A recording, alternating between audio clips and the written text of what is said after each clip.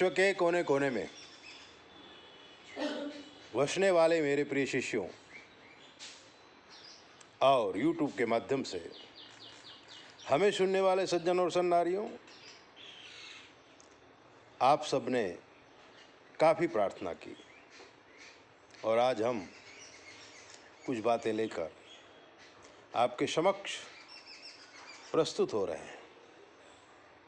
जीवन का एक वो सत्य बताना चाहते हैं जिससे आपको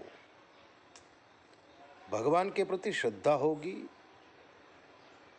और अपने कार्य में निष्ठावान बनेंगे। बात उन दिनों की है जब हम बहुत ही छोटे थे, विद्यार्थी थे, पढ़ाई पढ़ रहे थे।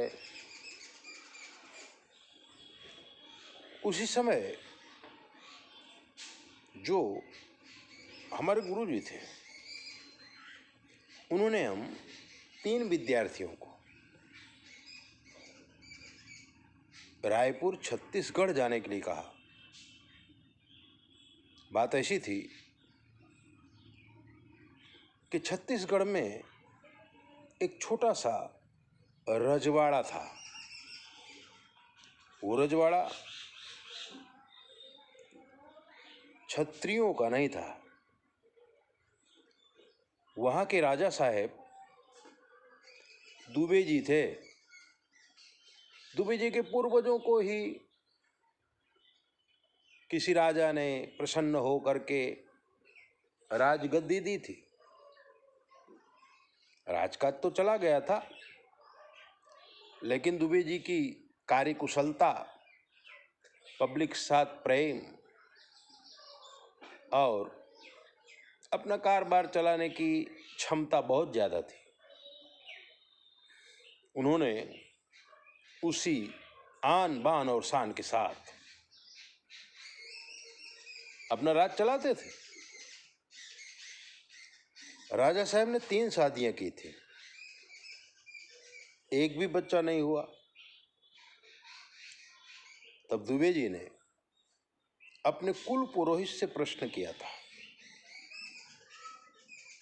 क्या हमारा वंश पूरा होने जा रहा है? कुल पुरोहित ने कहा था कि आपको जो ये राजमहल मिला है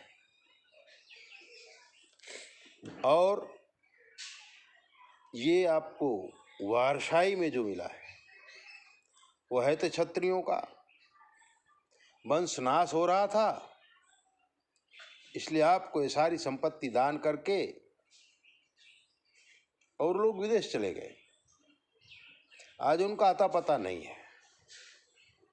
आपने भी एक एक करके 3 शादियां की, लेकिन एक भी बच्चा पैदा नहीं हुआ, लड़का भी नहीं हुआ, लड़की भी नहीं हुई। तो क्या करना चाहिए? तब कुल पुरोहित जी ने कहा था, 1 महीने तक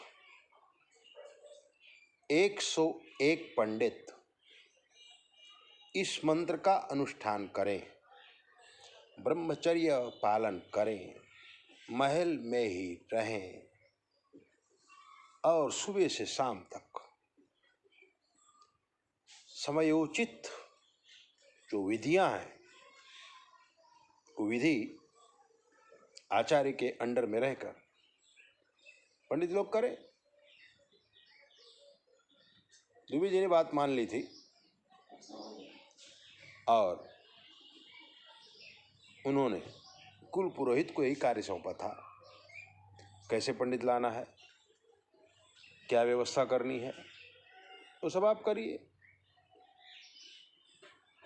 उन्हीं पंडितों के समूह में हमें भी जाने का अवसर मिला था।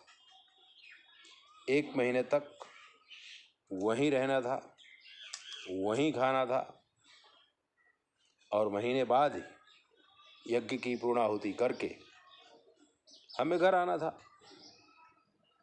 सब पंडित लोग इकट्ठे हो गए थे। शुभ मुहूर्त में वैदिक पद्धति के अनुसार 10 महास्नान करने के बाद 10 प्रकार से स्नान कराया जाता है, उसको 10 विधि स्नान कहते हैं। 10 विधि स्नान कराने के बाद पति पत्नी को दीक्षित करके कुल पुरोहित ने स्वयं आचार्य पद ग्रहण किया था और पंडितों को जो आज्ञा करते थे उस प्रकार से सारे पंडित लोग काम करते थे। उसमें एक बात कमाल की ये थी कि वरुण पूजा में प्रतिदिन 1 चम्मच जल अलग अलग तीर्थों का डाला जाता था। बाकी सारी वैदिक विधियां होती थी।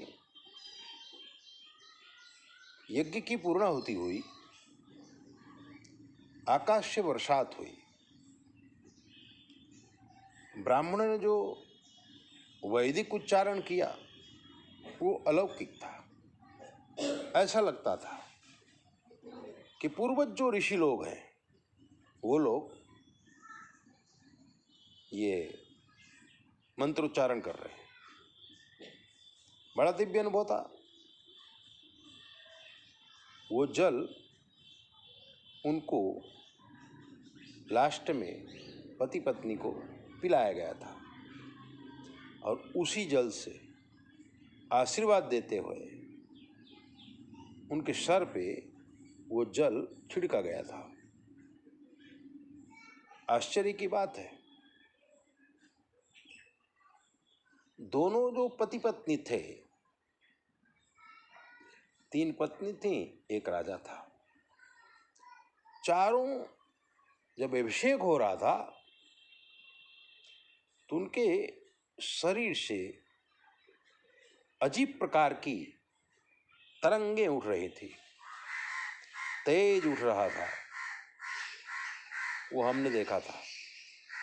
क्योंकि हम सबसे छोटे थे, ज़्यादा समझ में नहीं आता था, लेकिन शाम को जब प्रसाद लेने के बाद गुरुजनों की हम सेवा करते थे तब ये चर्चाएं होती थी कि देखो आज ऐसा हुआ, देखो आज ऐसा हुआ, देखो आज ऐसा हुआ।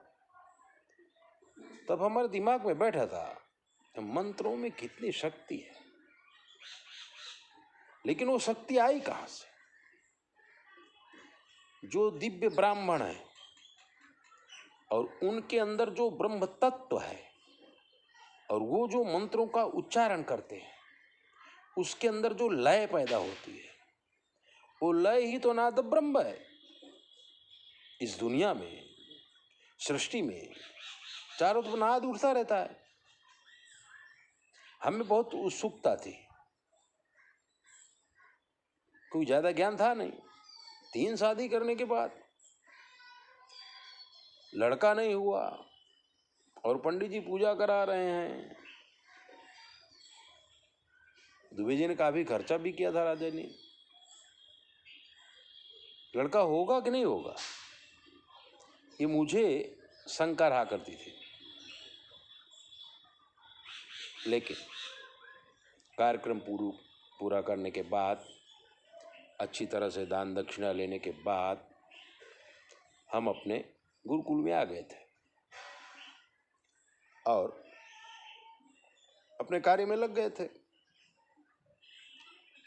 2-3 महीना हुआ तो हमारे मन के अंदर ऐसे जागृति आई कि जो इतनी दूर हम लोग इतने दिन तक पूजा किए उसका कुछ फल मिला कि नहीं मिला।